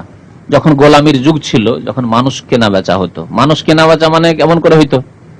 এটা স্বাধীন মানুষকে জবরদস্তি করে ধরে নিল আর বিক্রি করে দিল, এরকম জায়েজ কি এটা? না, জায়েজ না। ইসলামে দাসের যে প্রথাটিকে সাব্যস্ত রাখা হয়েছিল সেটি এইভাবে যে কোন স্বাধীন মানুষকে জবরদস্তি করে, একজন শক্তিশালী মানুষ সে একটা দুর্বল মানুষকে, গরিব দরিদ্রকে কিনে নিল, বা গরিব মানুষ খেতে পাচ্ছে না, যাও তোমার ছেলেটি বিক্রি করে দাও, কিনে নিল। যেমন আজকাল ছেলে মেয়ে বিক্রি চলছে এক শ্রেণীর লোকের মাঝে, না যায়। স্বাধীন মানুষকে বিক্রি করা যায় না, স্বাধীন মানুষকে খরিদ করাও যায় না। তো জাহিলিয়াতের যুগে এইরকম ছিল, জোর জবরদস্তি করে একজনকে একা পেলো হয়তো রাস্তায়, আর এক দল আছে তাকে জবরদস্তি করে ধরে নিল, আর ধরে নিয়ে গিয়ে অন্য মার্কেটে বিক্রি করে দিল। ইউসুফ আলী সালামকে ওরকমই কূপ থেকে উঠালো, উঠিয়ে নিয়ে গিয়ে মিশরের মার্কেটে বিক্রি করে দিল, স্বাধীন ছেলে। তাহলে এই যুগ যুগ ধরে এরকম চলে আসছিল, যেটি নাজায়েজ ইসলামে। একটা স্বাধীন মানুষকে বিদেশি মানুষ কেউ চেনে না, ধরলো আর ধরে বিক্রি করে দিল, জায়েজ নয়, হারাম। ওইভাবে জাহিলি যুগে, বলছি যে জাহিলি যুগে এটা হতো। এটাকে সিস্টেমেটিক করে দেওয়া হয়েছিল ইসলামে। সেটা হচ্ছে দাস কি হবে? যে ব্যক্তি জিহাদ ফি সাবিলিল্লাহতে আল্লাহর রাস্তায় যাবে, যাওয়ার পরে কাফেরদের বিরুদ্ধে লড়াই করলো, লড়াই করার পরে কাফেররা পরাজিত হলো, পরাজিত হয়ে যারা বন্দী হইল, নারী পুরুষ বা শিশু বন্দী হলো, তারা হচ্ছে দাস দাসী। যারা বন্দী হলো দাস দাসী। এখন এদের মালিক কে হবে? এদের মালিক সেখানকার মুসলিম খলিফা, ইসলামিক সরকার। ইসলামিক সরকার তখন কি করবেন? বা ওই জিহাদের যিনি আমির ছিলেন, কমান্ডার ছিলেন, তিনি দায়িত্বশীল, তিনি দেখবেন যে মুজাহিদিন কারা জিহাদে অংশ নিয়েছে তাদেরকে বন্টন করে দিয়ে দিবেন। যার ভাগে যে এরকম আসে, তিনি যেটা ভালো মনে করেন ভাগ বন্টন করে দিয়ে দিবেন দাস দাসীদেরকে। এরা দাস দাসী হয়ে গেল। অমুসলিম যারা ইসলামের বিরুদ্ধে লড়াই করার জন্য এসেছিল আর তারপরে বন্দী হয়েছিল, তারা হয়ে গেল দাস দাসী। যুদ্ধবন্দীদের সাথে কি করা সম্ভব? এছাড়া আরেকটি অপশন আছে, যেটা আজকাল হচ্ছে, যে জেলে নিয়ে গিয়ে পাইকারি হারে ঢুকিয়ে দেওয়া, তাই না? জেলে ঢুকিয়ে রাখা, আর তারপরে তাদের যা শাস্তি হয় তা শাস্তি দেওয়া। তাই করছে না আজকাল? যদি কোনো দেশের সাথে যুদ্ধ হয় তো তাই করছে না? এত বড় জেলের ব্যবস্থা করা সেই মদিনায় কি সম্ভব ছিল? নারীদের জন্য আলাদা, পুরুষদের জন্য আলাদা, শিশুদের জন্য আলাদা, এইরকম জেলের ব্যবস্থা করা কি সম্ভব ছিল? অসম্ভব। মানুষের নিজের ঘর নিয়ে বাস করার জন্য মুহাজিরিনদের, আনসারের বাড়িতে তারা লজিং খেয়ে কোন রকম করে দ্বীন ইসলাম শিখছেন নবী করিম সাল্লাল্লাহু আলাইহি ওয়াসাল্লামের কাছে মসজিদ নববীতে, সেটিও আপনার খেজুর পাতার মসজিদ নববী। কোথায় এরকম জেলখানার ব্যবস্থা করবে? ওই খড় পাতা দিয়ে যদি জেলখানা তৈরি করা হয়, ভেঙে ভাঙচুর করে কোথাও পালিয়ে যাবে। তারপরে জেলখানাতে যে নির্যাতন হয়, জুলম অত্যাচার হয়, তা কারো অজানা নেই, ঠিক না? যে জুলম অত্যাচার জেলখানাতে হচ্ছে আজকের পৃথিবীতে, তা সবাই জানেন। যারা একটু খবর রাখেন, আজকে ইরাকে এই জালেমরা কি আচরণ করলো আবু গরিব জেলে মুসলিম ভাই বোনদের সাথে, তা সবার জানা। তাহলে জেলে যারা পরাজিত তাদেরকে বন্ধ করে রাখা এটা সমস্যার ভালো সমাধান নয়। সমস্যার ভালো সমাধান দ্বীন ইসলাম দিয়েছে, তা হচ্ছে যে তাদেরকে প্রত্যেকের ঘরে একটা দুটো করে ভাগ করে দিয়ে দেওয়া, এবং ইসলামের আদেশ তাদের সাথে সদাচরণ করবে। শুধু তাই না, তোমরা যা খাবে তাই খাওয়াবে। নবী করিম সাল্লাল্লাহু আলাইহি ওয়াসাল্লাম বলেছেন না, বলেননি? তোমাদের খাদেমকে, তোমাদের দাস দাসীকে তোমরা যা খাবে তাই খাওয়াবে, যা পরবে তাই পরাবে, যেমন কাপড় তুমি পরছো তেমন কাপড় পরাবে। ভারী কাজের তাদেরকে আদেশ দেবে না। যদি ভারী কাজের আদেশ দিতে হয় তো ফাআইনুহুম, তাহলে সহযোগিতা করো, সাথে কাজ করো। চিন্তা করেন, একজন মালিক নিজেই যদি তার চাকরের সাথে, তার দাসের সাথে কাজে লেগে যায়, তাহলে তার মন কত খুশি হবে। অসুবিধা কি? আরে কাজ ভারী হলেও তো আমার মালিক কাজ করছে, আমার সাথে কাজ করতেই হবে, সংসারের কাজ। ইসলাম এই আদর্শ শিখে এই বন্দীদের সমস্যার সমাধান করেছে। এর নাম হচ্ছে দাস দাসী। তো তার যে মুসলিম হলে আপনি আজাদ করলে বড় সওয়াব রয়েছে, এমনকি অমুসলিমকেও যদি আজাদ করে দেন তাতেও সওয়াব রয়েছে। এই জন্য তো বলা হচ্ছে ফাক্কু রাকাবাতিন। ওই দুর্গম ঘাটির প্রথমটি কি? দাস মুক্ত করা। বন্দী হয়ে এসছে, পরাজিত হয়েছিল, বন্দী হয়ে এসছে, বা পরাজিত হয়ে বন্দী হয়ে একজনের ঘরে এসেছিল, সে তখন বিক্রি করে দিতে পারে। হ্যাঁ, তার মালিকানাধীন যখন দিয়ে দিল খলিফাতুল মুসলিমিন, ইসলামিক সরকার, তখন সে ইচ্ছা করলে নিজের কাছে রাখবেন, আমার প্রয়োজন নেই, আমার বাড়িতে জায়গা নেই রাখার মতো, আমি আমার খাদ্যের ব্যবস্থা নেই, বা আমার পয়সার বেশি প্রয়োজন আছে, যাক আমার এই চাকরকে আমি বিক্রি করে দিই, এই খাদেমাকে বিক্রি করে দিই। এই হচ্ছে দাস দাসী। আর খাদেমা কাজের মেয়েরা আর বাড়ির ড্রাইভাররা এরা দাস দাসী নয়। যেমন এক শ্রেণীর মূর্খ জাহেলরা মনে করে যে পয়সা আছে ঘরে আর খাদেমা নিয়ে চলে আসলো, যে কোনো দেশে হোক না কেন, আমার দেশে যারা শহরে বসবাস করে এক বাড়িতে 3টা 4টা 5টা কাজের মেয়ে, এরা দাসী নয়। আপনি মনে করবেন না যে আপনার জন্য তার দিকে দৃষ্টিপাত করা, নজর দেওয়া হালাল, তার সাথে কোন রকমের যৌন সম্পর্ক হালাল না হারাম। কিন্তু দাসীর ক্ষেত্রে যে ইসলামে যে দাসী রয়েছে, মানে জিহাদ ফি সাবিলিল্লাহ গিয়ে জান মালের কুরবানি করার পরে যেটা ভাগে পেলেন, যদি একটি মহিলা ভাগে পেয়ে যান একটি ইদ্যতের পরে, একটি হাইজের ইদ্যতের পরে, যখন বুঝতে পারলেন যে না এর পেটে কিছু নেই, তখন আপনার জন্য স্ত্রীর মতোই হালাল হয়ে গেল। এই কথা কোরআনে বলা হয়েছে। এটা হচ্ছে দাসীর বিধান। আর এক শ্রেণী মূর্খ জাহেলরা মনে করে যে পয়সা আছে আমার আর কাজের মেয়ে আমার বাড়িতে আছে, সুতরাং এটি তো আমারই দাসী। না, জেনা জেনা জেনা। আল্লাহ কোরআনে কারিমে এই দাস দাসীদেরকে স্বাধীন করার জন্য কত উৎসাহিত করেছেন। দেখেন, দুর্গম ঘাটির প্রথমটি কি? ফাক্কু রাকাবাতিন, দাস মুক্ত করা। তারপরে কসমের কাফারাতে দাস মুক্ত, জেহারের কাফারাতে দাস দাসী মুক্ত করেন আপনি। বিভিন্ন কাফারাতে আদেশ করা হয়েছে, ফরজ করা হয়েছে যে দাস মুক্ত করা। এর মাধ্যমে দাস দাসীর প্রথাকে ধীরে ধীরে ছড়িয়ে দাও এবং এদেরকে স্বাধীনভাবে আল্লাহর ইবাদত বন্দেগী করার সুযোগ দাও, কাজকর্ম করে খাবার সুযোগ দাও। একটা সমস্যা সমাধানের জন্য এই দাস দাসীর প্রথাকে ইসলামে রাখা হয়েছে। এইরকম সমস্যা যখন আবার আসবে, জিহাদ ফি সাবিলিল্লাহ কায়েম করবেন। আর আমাদের ঘরে যখন আসবে, তখন আল্লাহ ওইভাবে দাস দাসী বানানোকে জায়েজ করেছেন, কোরআনে জায়েজ রয়েছে। ফাক্কু রাকাবাতিন, তাহলে দাস মুক্ত করা। আচ্ছা, দাস দাসী আজকাল নেই, তো এই আয়াতের উপর আমল করার আর কোনো ক্ষেত্র আছে? প্রশ্ন। আজকাল তো আর দাস দাসী নেই। আল্লাহ বলছেন দুর্গম ঘাটি মানে ভালো আমলের একটি হচ্ছে কি? দাস দাসী মুক্ত করা। এখন দাস দাসী তো কেউ নেই, তাহলে এই আয়াতের উপর আমল কি স্টপ এখন, না আমল করার কোনো ক্ষেত্র আছে? বলেন কি আছে? হ্যাঁ, জি জি জি। নিরীহ ব্যক্তি, নির্দোষী ব্যক্তি জেলে বন্দী রয়েছে, সে বেশি হকদার যে তাকে বন্দী মুক্ত করুন, জেল থেকে বের করে নিয়ে আসুন। একজন ধার্মিক মানুষ, তার উপর মিথ্যা অপবাদ দিয়ে দেওয়া হয়েছে যে এ দেশদ্রোহিতার কাজ করে, ইত্যাদি ইত্যাদি, এই কাজ করেছে, সেই কাজ করেছে, মার্ডারের কেসে তাকে ফাঁসিয়ে দেওয়া হয়েছে, অথচ সে জানেও না এইসব কাজকর্ম। হ্যাঁ, চুরিতে ফাঁসিয়ে দেওয়া হয়েছে, ডাকাতিতে ফাঁসিয়ে দেওয়া হয়েছে, সত্যবাদী মানুষ, ভালো মানুষ, তাকে বের করে নিয়ে আসেন। এই আয়াতের উপর আমল হবে ফাক্কু রাকাবাতিন। আল্লাহ আয়াতগুলি কিসের জন্য নাযিল করেছেন? বাস্তবায়নের জন্য, আমলের জন্য না। আমলের ক্ষেত্রটা আমাকে জেনে নিতে হবে যে দাস দাসী তো নেই, তো কি আমল করব। জি, তো যারা বন্দী রয়েছে, বিশেষ করে যারা নির্দোষী, তাদেরকে বের করে নিয়ে আসা। আর দোষী যদি হয় আর তওবা করে, দোষী কিন্তু জেলে গিয়ে শাস্তি পেয়ে তওবা করছে, বুঝতে পারছেন লোকটি তওবা করেছে, তাহলে তার সহযোগিতা করেন। আপনার ইমানি দাবি যে ফাক্কু রাকাবাতিন, আপনি তাকে বন্দী মুক্ত করেন। আর হচ্ছে খাদ্য দান করা, ইতআম, বিশেষ করে কোন সময় ফি ইয়াউমিন, এমন দিনে যেই দিনটি হচ্ছে দুর্ভিক্ষর দিন, এমন সময় এমন কালে যেটি হচ্ছে দুর্ভিক্ষর কাল, যখন ফসল জন্মায় না। এই বছরটিতে বন্যাতে ফসল সব ধ্বংস হয়ে গেছে, বা খরার কারণে, বৃষ্টি না হওয়ার কারণে দেশে খাদ্যদ্রব্য পাওয়া যাচ্ছে না, গরিব মানুষরা খেতে পাচ্ছে না, না খেয়ে অনাহারে মরে যাচ্ছে।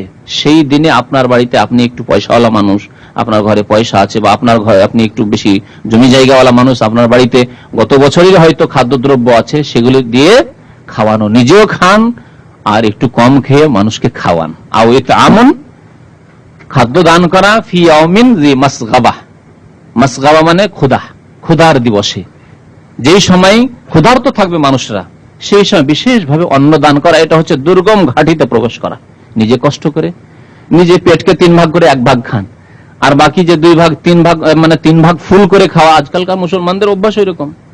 অথচ নবী করিম সাল্লাল্লাহু আলাইহি ওয়াসাল্লাম বলছে এটা কাফেরদের আচরণ। ইন্নাল কাফির ইয়াকুলু ফি সাবাতি আমআ ওয়া ইন্নাল মুমিনা ইয়াকুলু ফি মিআন ওয়াহিদিন। মুমিন একটি পেটে খায়, একটি আঁতে খায়, আর কাফের 7 পেট খায়। ও তো বিসমিল্লাহ বলে না, আর ওর সাথে শয়তানও খায়। আবার খেয়েই যায় যতক্ষণ পর্যন্ত গলায় হলকে না পৌঁছেছে তার খাদ্য খেতে থাকে। ওই রকম মুসলমান খায় না, নিষেধ। নবী করিম সাল্লাল্লাহু আলাইহি ওয়াসাল্লাম মুসলমানদেরকে ইসলামী খাবার আদব শিখিয়েছেন যে 3 ভাগ করো পেটকে, 16 লিল আকেল, 3 ভাগের 1 ভাগ খাও, 16 লিল শারাব, 3 ভাগের 1 ভাগ পানি দিয়ে ভর্তি করো, 16 লিল নাফাস, আর 3 ভাগের 1 ভাগ শ্বাস প্রশ্বাস নেওয়ার জন্য রাখো। এমন করে খেয়ে আর শ্বাস প্রশ্বাসই নিতে পারছেন না, চলতেও পারছেন না, বসতেও পারছেন না, শুইলেও আরাম পাওয়া যায় না। না, ওইরকম খাবেন না, যতই ভালো খাবার হোক না কেন। যেন আমাদের কিছু ভাইরা আছেন বলেন, এটা মূল্যবান কথা, যে মানুষ না খেয়ে কম মরে, খেয়েই মরে বেশি। কথা ঠিক না? আজকালকার জামানায় না খেয়ে মরা লোক পাবেন না আপনি। ছিল কোন জামানায় হয়তো ছিল, দুর্ভিক্ষ ছিল, তখন না খেয়ে মানুষ মরতো অনাহার। আজকাল খেয়েই মরছে বেশি। না না, খাওয়ার কারণে বিভিন্ন রোগ তৈরি হচ্ছে, যার ফলে মারা যাচ্ছে। এটি হচ্ছে উদ্দেশ্য। তো বেশি খেয়ে আজকাল লোকেরা মারা যাচ্ছে। তো এটি হচ্ছে দ্বিতীয় দুর্গম ঘাটি পার করা। হ্যাঁ হ্যাঁ, অবশ্যই, সে মুসলিম হোক আর অমুসলিম হোক, সব। অমুসলিমকে খাওয়ালো সব, জি, সবাইকে খাওয়াবেন। ইয়তীমান যা মাকরাবা, এবং খাওয়াবেন কাদেরকে? বিশেষ করে ইয়তীমকে, যে আপনার আত্মীয়। বিশেষভাবে ইয়তীম আত্মীয় নয় তাকেও খাওয়াবেন, কিন্তু বিশেষভাবে যদি ইয়তীম আত্মীয় হয়, আপনার ভাইয়ের ছেলে, আপনার চাচাতো ভাই, মামাতো ভাই, খালাতো ভাইয়ের ছেলে, আপনার আত্মীয়দের মধ্যেকার ইয়তীম, যার বাবা মারা গেছে, তার দেখাশোনা কে করবে? আপনার দায়িত্ব, যেহেতু আপনার বংশের ছেলে সে। ইয়তীমান এমন ইয়তীম যা মাকরাবা, যার সাথে তোমার আত্মীয়তা রয়েছে। এটি হচ্ছে দুর্গম ঘাটি। ইয়তীমকে অন্ন দান করা, ইয়তীমকে বস্ত্র দান করা। আও মিসকিনান যা মাতরাবা, অথবা দরিদ্রকে, মিসকিন ফকির, এমন দরিদ্রকে অন্ন দান করা যা মাতরাবা, যে ধুলো ধূসরিত। ধুলো ধূসরিত কেন? যা মাতরাবা, তোরাব মানে মাটি, ওই মাতরাবা তোরাব থেকে, মানে অনাহারের কারণে চলাফেরা করতে পারছে না, বসে থাকতে পারছে না, গড়াগড়ি করছে মাটিতে। যখন খুব বেশি অনাহার হয়ে যায়, তখন আর মানুষ দাঁড়াতেও পারে না, বসে থাকতেও পারে না, তখন কি করে? গড়াগড়ি, পড়েই গড়াগড়ি করে। তো মাটিতে গড়াগড়ি করছে, ধুলো ধূসরিত হয়েছে গড়াগড়ি করে, না খেয়ে, অনাহারের কারণে। ওই রকম লোকদেরকে খাওয়াও তুমি দুর্ভিক্ষের সময়, যখন প্রয়োজন রয়েছে। আর দুর্ভিক্ষ না থাকলে যাদের অভাব রয়েছে, আপনি মাশাআল্লাহ 3 বার 4 বার 5 বার খাবার দেওয়া, আর একজন 2 বার খেতে পারছে না কেন? মুসলিমরা আসলে এইসব জিনিস ভুলে গেছে। মুসলিমরা কয়েকটি কথা, কয়েকটি সুন্নত মনে রেখেছে, আর বাকি এসব কথা ভুলে গেছে, যেসব দিন ইসলামের অত্যন্ত গুরুত্বপূর্ণ জিনিস। আর এর মাধ্যমে মুসলিমদের আপসে সম্প্রীতি, ভালোবাসা বাড়বে। ওই গরিবরা কত ভালোবাসবে আপনাকে, যে অনাহারে মরে যাচ্ছিল, তাকে খাওয়াচ্ছেন আপনি। আপনি মাছ ভাত না খেয়ে সবজি ভাত খেয়ে তো তাকে দিতে পারেন ওই ভাগটা, যে মাছ ভাত খাওয়া যে খরচটা হচ্ছে, ওই টাকাটা তাকে দিয়ে দিলেন, সবজি ভাত খেয়ে তো বাঁচবেন আপনি। আও মিসকিনান যা মাতরাবা, এমন দরিদ্র যে ধুলো ধূসরিত, তাকে অন্ন দান করে। এতটুকু যথেষ্ট কি না? তাই আল্লাহ বলছেন না, আরো কিছু কাজ করতে হবে। দৃষ্টান্তমূলক আল্লাহ রাব্বুল আলামিন উদাহরণস্বরূপ কিছু বর্ণনা করলেন, যে এই কাজগুলি হচ্ছে ভালো আমল, ভালো কাজ।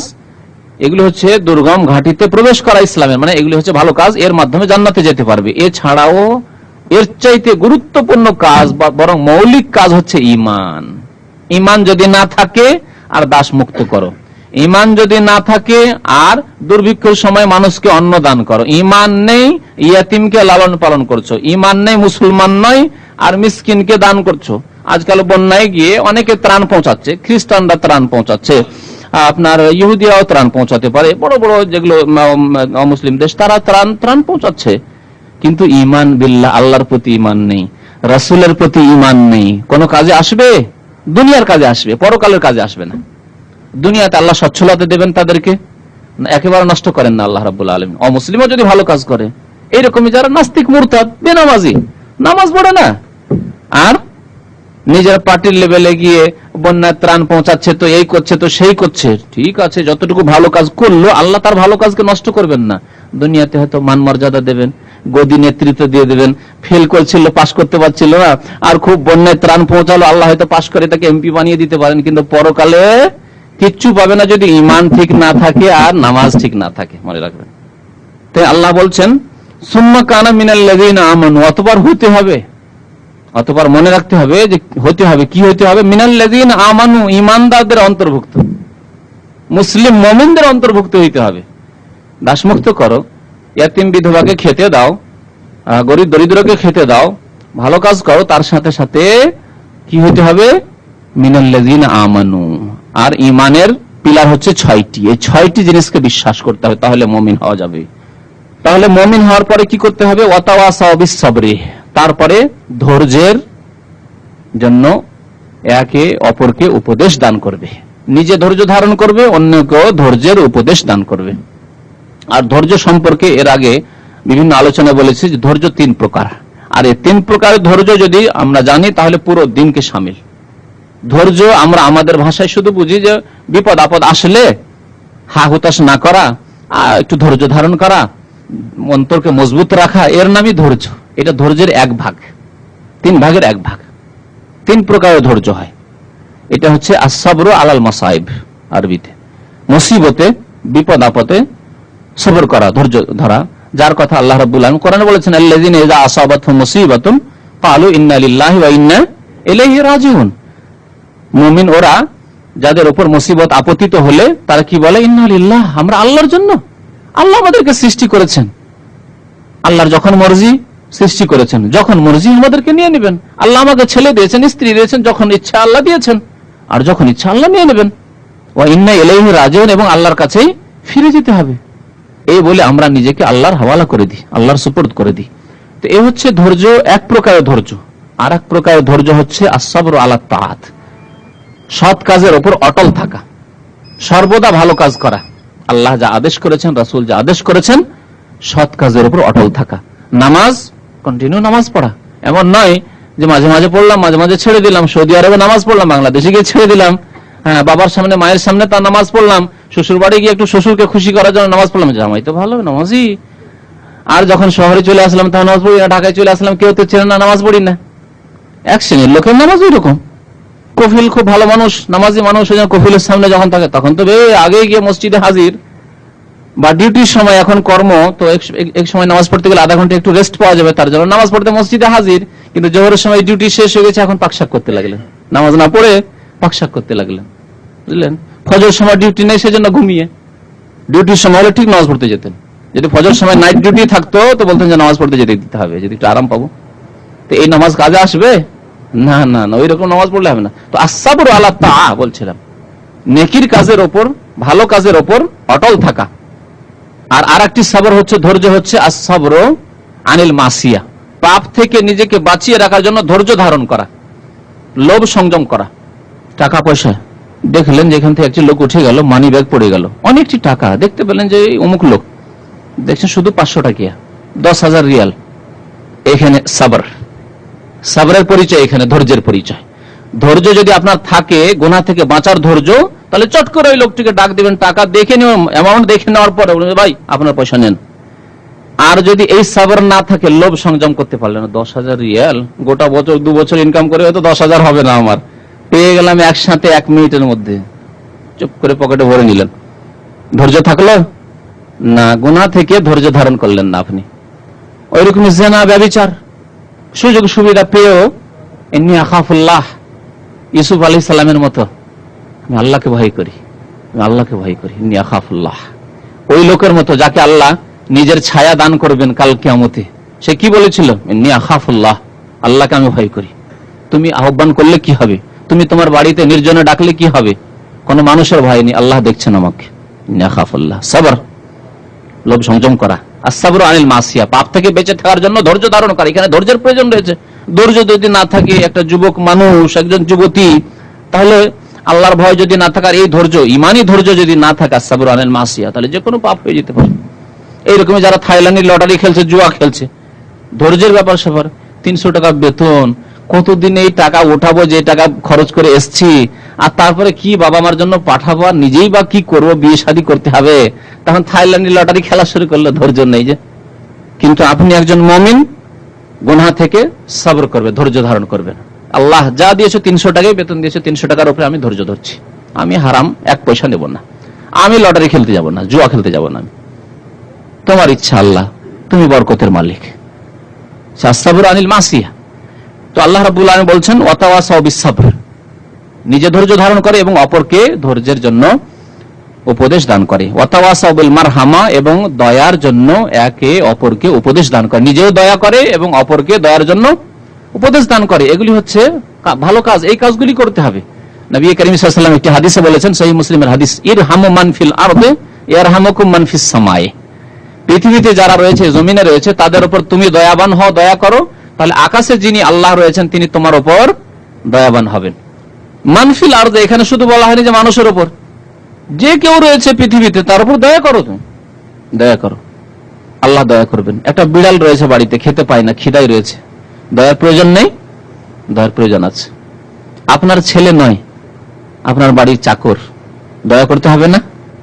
ইরহামু মান ফিল আরদ, জমিনে যারা রয়েছে তাদের উপর দয়া করো, আল্লাহ যিনি আকাশে রয়েছেন তিনি তোমার উপর দয়া করবেন। ওয়াতাওয়াসাউ বিল মারহামা, নিজেও রহম করে, দয়া করে, এবং অন্যকেও দয়ার জন্য উপদেশ দান করে, যে দয়া করে। এই কথা কেন আল্লাহ বলে? শুধু এই কথা বললেন যে তুমি দয়া করে, কথা বললেন না, দয়ার উপদেশ দেওয়ার কথা বললেন। কারণ, আর দয়ার উপদেশের কথা বললে নিজের দয়াটা চলে আসবে ওর মধ্যে শামিল। কারণ যে ব্যক্তি অন্যকে দয়ার কথা বলে যে তুমি দয়া করো, সে নিজে অবশ্যই দয়া করবে। নিজের দয়া না করে কি করে অন্যকে দয়ার কথা বলতে পারে? নিজে নামাজ পড়বে না আর বলবে অন্যকে নামাজের কথা, এটা মোটেই হতে পারে না। নিজে ভালো ভালো কথা বলবে আর ভালো আমল করবে না, এটা হওয়া বাঞ্ছনীয় নয়। সেই জন্য আল্লাহ বলছেন, এখানে আল্লাহ বলছেন যে তুমি দয়া করো এবং তুমি ধৈর্য ধারণ করো, এই কথা বলা হয়নি, বরং বলা হয়েছে তারা কি করে, ধৈর্যের জন্য অন্যকে উপদেশ দিয়ে থাকে, দয়ার জন্য অন্যকে উপদেশ দিয়ে থাকে। যখন অন্যকে উপদেশ দিয়ে থাকে, নিজে অবশ্যই কাজগুলি করবে। উলাইকা আসহাবুল মাইমানা, এরাই হলো ভাগ্যবান। মাইমানার তাফসীর ভাগ্যবান, ইয়ামিন থেকে, ইয়ামিন মানে ডান হয়, আর ইয়ামিন মানে মানে ভালো হয়, বরকত হয়। তো ভাগ্যবান এই তাফসীর করা হয়েছে, একই কথা, একই। আর আরেকটি তাফসীর করা হয়েছে, এরা হচ্ছে ডানপন্থী। ডানপন্থী কারা? যাদের ডান হাতে কাল কিয়ামতে আমলনামা সামনের দিক থেকে দেওয়া হবে। তারা কারা? যাদের জন্য আল্লাহ জান্নাত নির্ধারিত করেছেন, যে এরা সৎ আমলের, ঈমান এবং সৎ আমল এবং আল্লাহর রহমতে তারা জান্নাতে যাবে। তারা ডান হাতে আমলনামা পাবে সামনের দিক থেকে। আসহাবুল ইয়ামিন, এদেরকে বলা হয়েছে সূরা ওয়াকিয়াতে, আসহাবুল ইয়ামিন, আসহাবুল ইয়ামিন। আসহাবুল মাইমানা মানে ডানপন্থী বলেন অথবা বলেন ভাগ্যবান। ভাগ্যবান যারা, তারাই ডানপন্থী, যারা ডানপন্থী তারাই ভাগ্যবান। হ্যাঁ, না না, ওগুলো হচ্ছে যারা কমিউনিস্ট আর তাদের বিরোধী দল, ওরা ডানপন্থী। এগুলো হচ্ছে মানুষের ডানপন্থী, বামপন্থী, সব বাতিল। ওদের ডানগুলো বাম আর বামগুলো বাম, হ্যাঁ, বুঝতে পারছেন? ওদের ডানগুলো বাম আর বামগুলো বাম। যেমন আল্লাহর ক্ষেত্রে বলা হয়েছে আল্লাহর বাম হাত ও ডান হাত, আর এদের এই বাতিলপন্থীদের ডানটাও বাম আর বামটাও ডান, বামটাও বাম, হ্যাঁ, দুটোই বাম আর কি। উলাইকা আসহাবুল মাইমানা, এরাই হচ্ছে ভাগ্যবান, অথবা কি বলবেন, এরাই হচ্ছে ডানপন্থী। ওয়াল্লাযীনা কাফারু, আর যারা কাফের, ঈমান নেই, ওয়াল্লাযীনা কাফারু বিআয়াতিনা, আমার আয়াতকে, আমার বিধানকে, কোরআনকে, হাদিসকে, হুম আসহাবুল মাশআমা, এরা হলো হতভাগা, এরা বামপন্থী বা হতভাগা। মাশআমা, শামুন মানে যারা হতভাগা হওয়া, খারাপ, যেটা কুলক্ষণ বলা হয়। তো এরা হচ্ছে কুলক্ষী বা হতভাগা। উলাইকা আসহাবুল মাশআমা, এদের বাম হাতে পেছন দিক থেকে আমল নামা দেওয়া হবে এবং এরা দুনিয়া এবং আখিরাতে হতভাগা। আলাইহিম নারুন মুসাদা, আর কুফরি অবস্থা যদি মারা যায় তো তাদের পরিণতি কি? তাদের ওপর আল্লাহ রাব্বুল আলামিন আগুন দিয়ে কি করে দিবেন? আল্লাহ রাব্বুল আলামিন আমাদেরকে কোরআন বোঝার এবং তার প্রতি আমল করার তৌফিক যেন দান করেন। আল্লাহ তাআলা আমাদের গুনাহ খাতা যেন মাফ করে দেন। আমিন। সাল্লাল্লাহু আলা নবিয়িনা মুহাম্মদ ওয়া আলা আলিহি ওয়া সাহবিহি।